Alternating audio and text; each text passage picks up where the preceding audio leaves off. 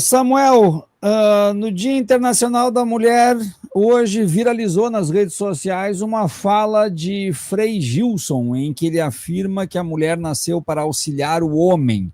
A declaração foi extraída de uma de suas pregações, onde o religioso também desqualifica o conceito de empoderamento feminino. E aí nós temos algumas questões, que a primeira delas é essa que eu vou colocar aqui, que este Frei Gilson, ele conseguiu mais de 1 milhão de ouvintes ao vivo às 4 horas da madrugada para rezar o terço, e tornou-se um fenômeno. Aí, quando foram analisar melhor o Frei Gilson, descobriram que ele tem uma parceria de impulsionamento e engajamento que chama-se Brasil Paralelo.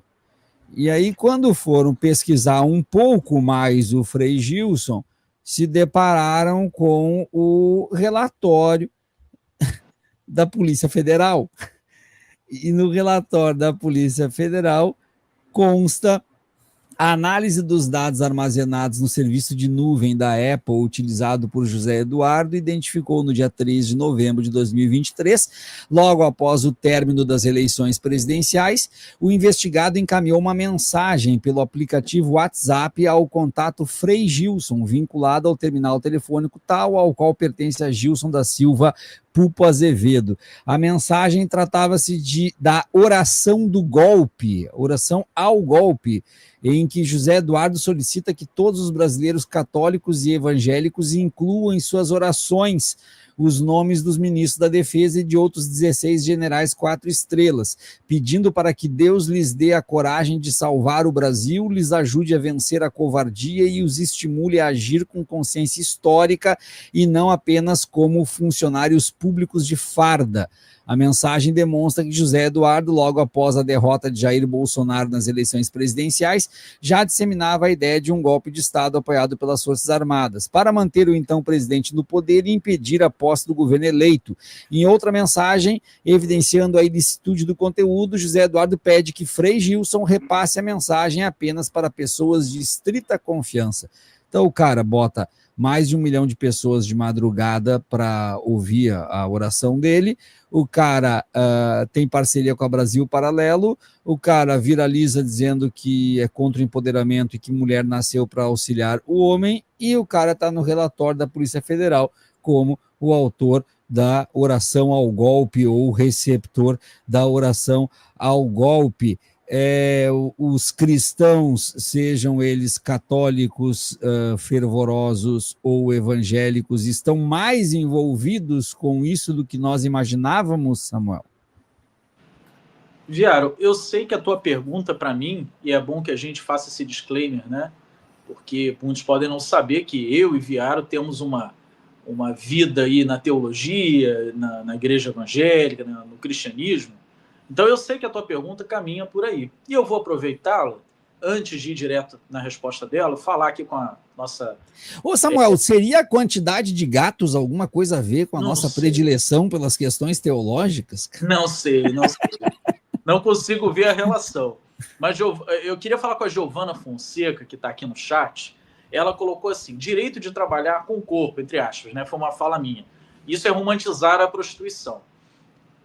Veja só, quando eu falo direito de trabalhar com o corpo, eu poderia estar falando de um atleta, poderia estar falando de um fisioterapeuta, poderia estar falando de um operário numa fábrica, de um estivador, eu poderia estar falando de N funções que trabalham com a força física, que trabalham com o corpo de alguma forma, com a habilidade corporal. Trabalhar com o corpo, embora o cristianismo, é por isso que eu fiz esse gancho, parte dos ensinamentos, né, que nós temos, teológicos, digam, numa leitura do cristianismo, que isso é pecado, de que qualquer trabalho com o corpo é pecado, ao mesmo tempo, é do suor do seu rosto que ganharás o pão de cada dia.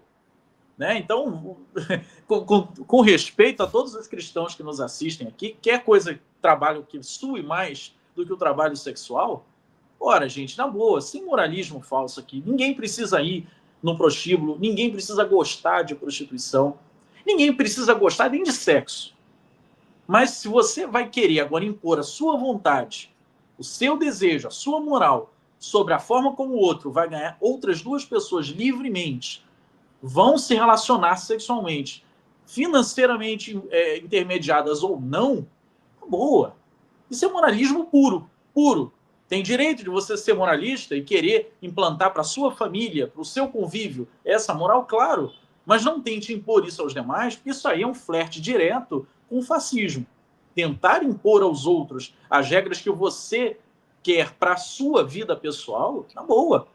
Eu não estou romantizando prostituição aqui, não. Na boa, nunca... E aí é verdade, né? Pode parecer piada, mas eu nunca estive em nenhum puteiro, eu nunca procurei por esses serviços. Eu poderia ter procurado, enquanto era solteiro. Claro, minha esposa que entenda muito bem o que eu estou dizendo aqui. Enquanto era solteiro, eu poderia ter procurado.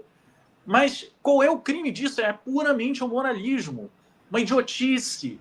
Se a pessoa quer trabalhar com isso, trabalha. Agora, eu não estou aqui fingindo que essa escolha dessa e de outras profissões mais são dadas como última opção para aqueles que a sociedade não deu outras opções. Eu não estou romantizando o capitalismo aqui e dizendo que todas as mulheres que estão na prostituição estão lá porque querem, porque gostam, porque é uma escolha dela de não fazer outros trabalhos, fazer esse.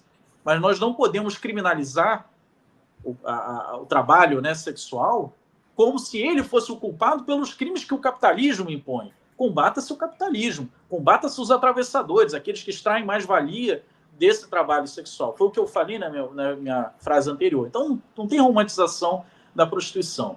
E aí eu vou para a tua pergunta finalmente, Viaro. Os cristãos, né, estamos na América Latina, né, o conservadorismo latino-americano ele está muito associado com a Igreja Católica e depois com as igrejas evangélicas, com o cristianismo de forma geral. É uma arma, eu costumo repetir, que as igrejas evangélicas no Brasil se tornaram um diretório de partido de direita em cada esquina do Brasil.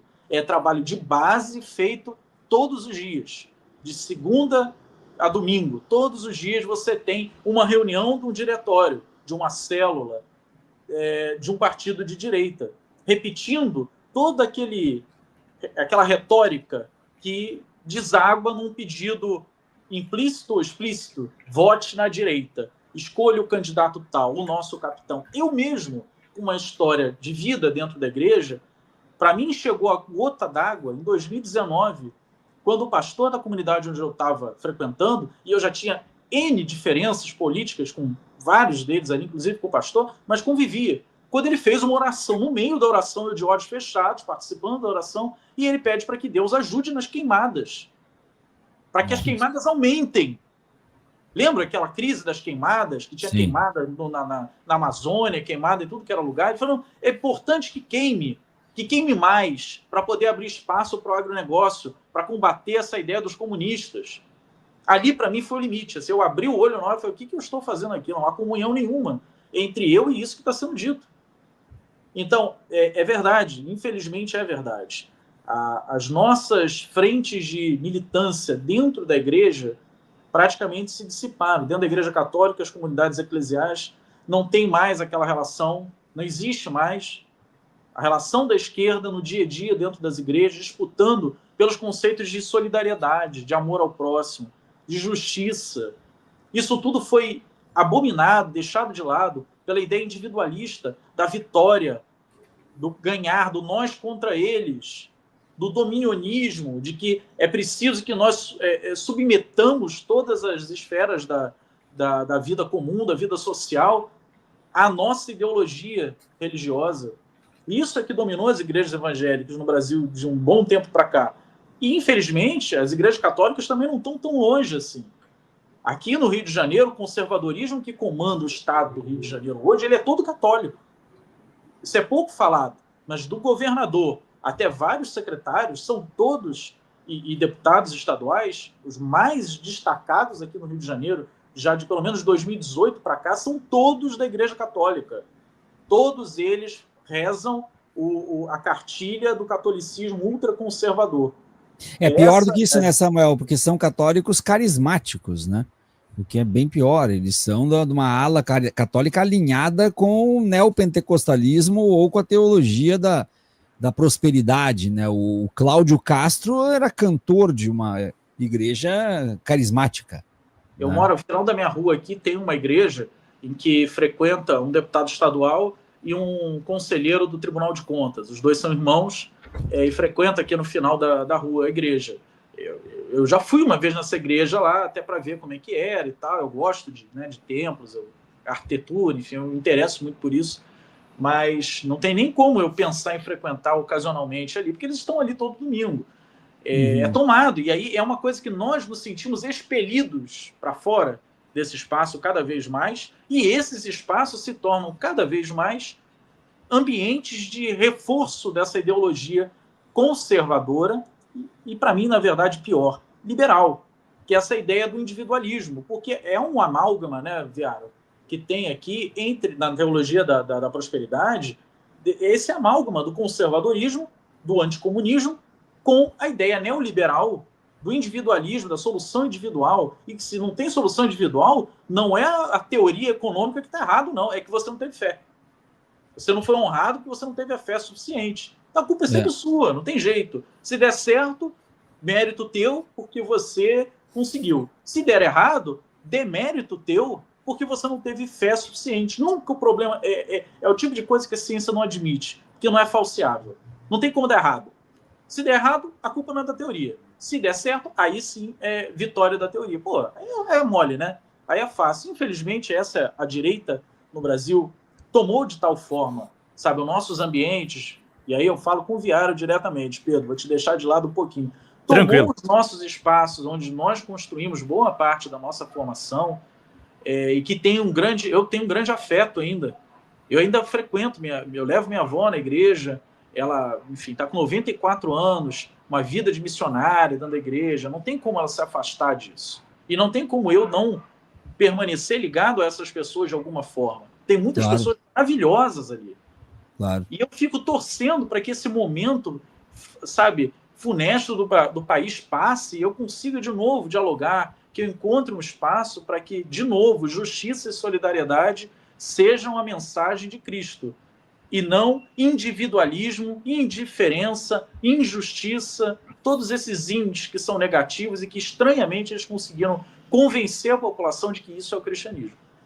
Para completar só o currículo desse padre, ele também já ficou conhecido por dizer que ser gay é pecado, tem parceria com o Brasil Paralelo e orou diversas vezes pelos patriotas na porta de quartéis na tentativa de golpe do Bolsonaro. Isso diz tudo e preenche a ficha.